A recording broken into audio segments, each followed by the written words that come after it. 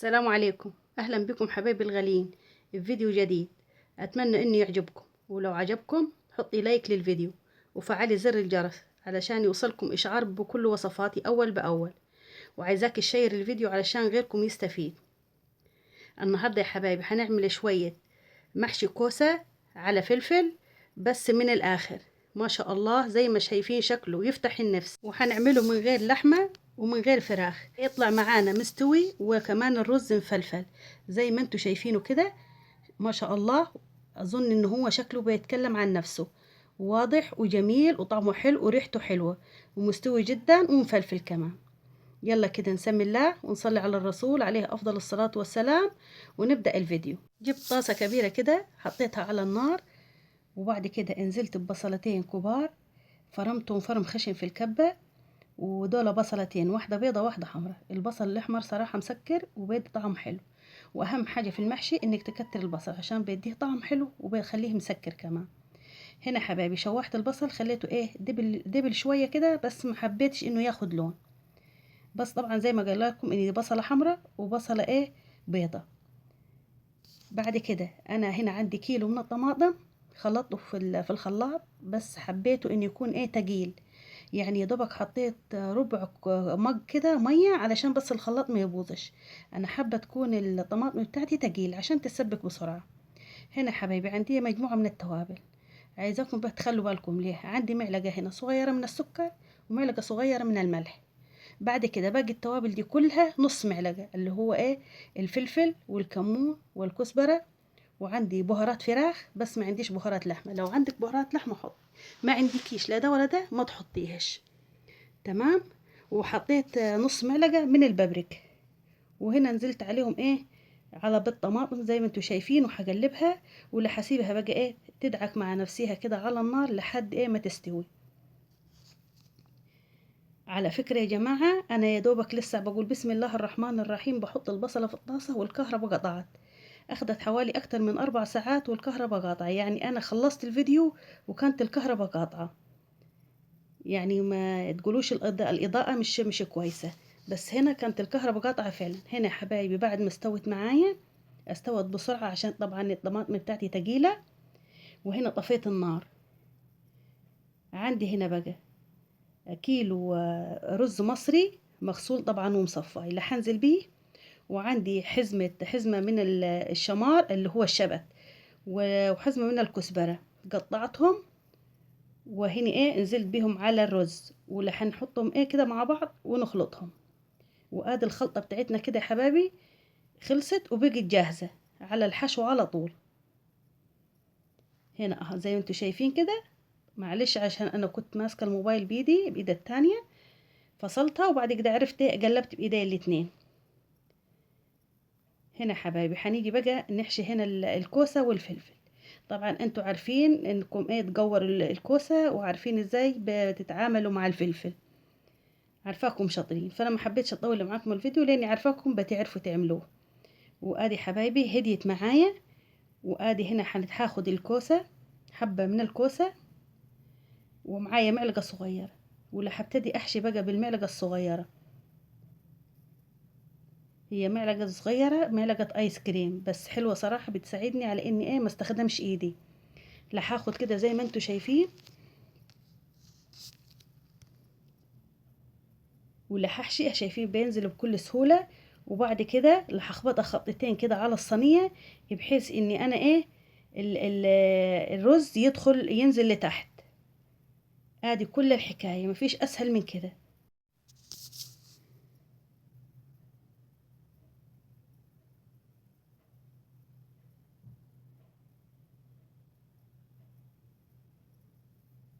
ادي حبايبي بعد ما حشيتها هسيبك كده مسافة قد عقل الصباع كده، علشان لما يستوي الرز ما يطلعش معاكي من بره. سيبي قد عقل الصباع كده ما تحشيهش. عملنا هنا واحدة حبة من الكوسة، هنعمل حبة من الفلفل. وبعد كده يا حبايبي هشتغل لوحدي كده عشان ما اطولش عليكم الفيديو. وبعد ما هخلص هنرجع نشوف هنكمل الفيديو بتاعنا ازاي. وهنا كمان سبت مسافة قد عقل الصباع اهني بوريها لكم، علشان لما الرز يستوي ما يطلعش باللي بره.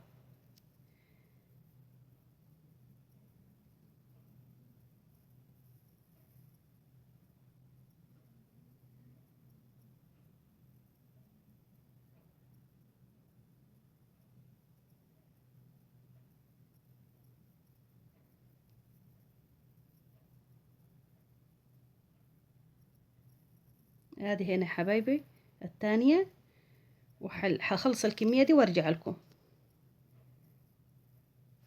هنا حبايبي بعد ما خلصت الكمية كلها هم، تعالوا بقى اللي هنعمل ايه الشوربة بتاعتنا. طبعا انا قلت لكم مش هعملها لا بشوربة فراخ ولا لحمة. هنا عندي شوية مية مغلية حطيتهم في الشفشق كده، ونزلت عليهم بشوية من الملح وشوية من الفلفل و4 معالق من الصلصة البيتي اللي انا عاملاها في بيتي، تمام، ومكعب من المرقة بتاعت الفراخ. ولا هدوبهم كده، ولا هحطهم بقى على ايه الكوسة والفلفل. بس اهم حاجة ما تغطيش للكوسة ولا الفلفل. احنا عارفين ان الكوسة طبعا بتنزل سوائل، والشطة كمان بتنزل سوائل. ما تغطيهاش، خليها نص كده حبة الكوسة ونص حبة الفلفل زي ما انتوا شايفين كده اهو. يعني ما تغطيش حال الصينية دي ولا الصينية دي.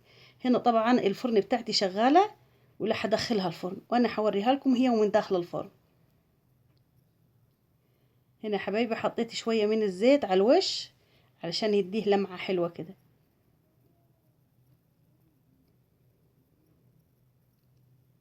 شايفين شكلها ما شاء الله جميل جدا والله. ولا طعم الكوسة لما الكوسة بلدية طعمها جميل. هنا حبايبي اهي من داخل الفرن. اخذت حوالي ايه يعني ساعة الا ربع معايا في الفرن. الاول طبعا كنت مشغله الفرن من تحت، وبعد كده شغلت الشواية.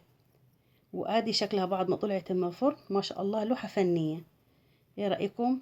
اكيد طبعا الشكل بيتكلم عن نفسه، والطعم جميل جدا والله. طبعا الكوسة بتفرق، حبة الكوسة وطعمها بيفرق من التانية. طول ما انتي تشوفي حبة الكوسة من بره لونها اخضر تعرفيها كوسة بلدية وطعمها حلو.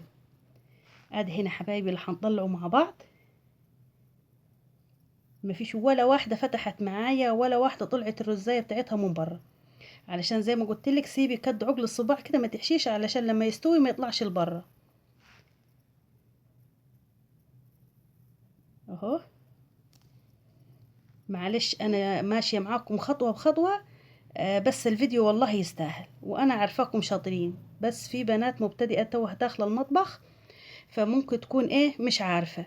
يعني كنا صغيرين صراحة، يعني انا كنت زيهم كده انا وصغيرة. يعني الواحد ما بينزلش كده متعلم، لا بيتعلم شوية شوية. وبنقعد طول عمرنا احنا في مدرسة نتعلم منيها، وكلنا بنتعلم من بعض. يعني انا عن نفسي اهيني عاملة قناة وعاملة فيديوهات، لكن كمان بشاهد يعني قنوات تاني كتير. يعني بنتعلم من بعض احنا. مش عيب ان الواحد يقول انا معرفش، بس العيب ان هو يقعد معرفش بقى يعمل الحاجة، لا يتعلم من ده ويتعلم من ده ويتعلم من ده. الواحد لما يكون معرفش حاجة يسأل الناس يعني اللي هي عارفة. مش عيب تسألي حد كبير حد صغير، مش عيب.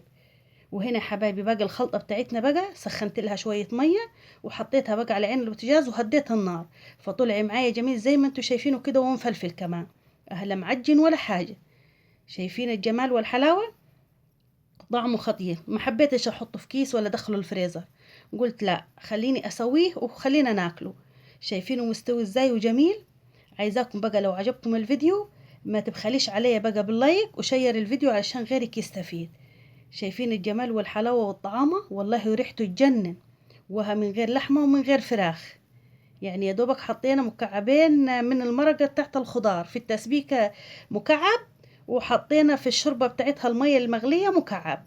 يعني أخذت معايا مكعبين خضار. وطبعا توابل الفراخ اللي احنا حطيناها مش موجودة عندك ما تحطيهاش، والملح والفلفل والكمون والبابريكا، ومعلقة من السكر عشان الحموضة، ومعلقة من الملح. ادي كل مكوناتنا، يعني كل التوابل اللي انا حطاها دي كلها موجودة عندك في البيت يا ست الكل. بقى لو عجبك الفيديو ادعي لي دعوة حلوة كده واقول لك ايه السلام عليكم.